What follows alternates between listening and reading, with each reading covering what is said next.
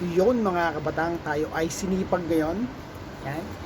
So, lilinisin natin yung terrace natin. I-restore natin. Babalik natin sa dati.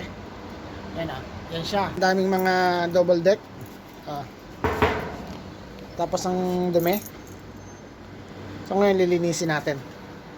Ang una ko munang ginawa ay tinapon ko muna yung mga double deck. So nagpaalam tayo sa guard kung pwede nating ilagay doon sa may basurahan. Luckily ay pumayag siya, kaya tayo ay talagang nagkaroon ng chance na maglinis at itapon yung mga bagay na hindi kailangan. Nagpaalam tayo sa may-ari at pumayag siya.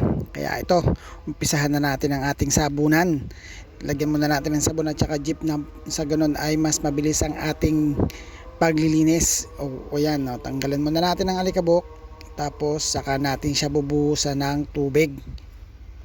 Dahil sobrang dumi, kailangan mo talaga mag-extra effort kasi nga yung dumi ay kumapit na sa semento. Pero syempre meron tayong mga pamamaraan dyan para at least mabilis natin matanggal yung dumi.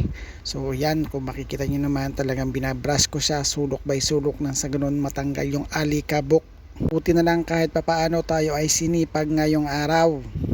Kaya kayo mga kabatang, pag napil nyo na kayo ay sinisipag, abay lubos-lubosin nyo na nang sa ganon ay talagang marami kayong magagawa. Ika nga ay productive everyday. Ang ginawa ko nga palang linis ay deep cleaning na, para nang sa ganon ay every month ko na siyang imiminti na.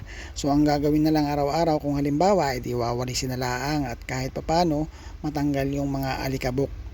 Kung aking pamamaraan ay goods na goods, talagang sanay na ako sa paggawa niyan.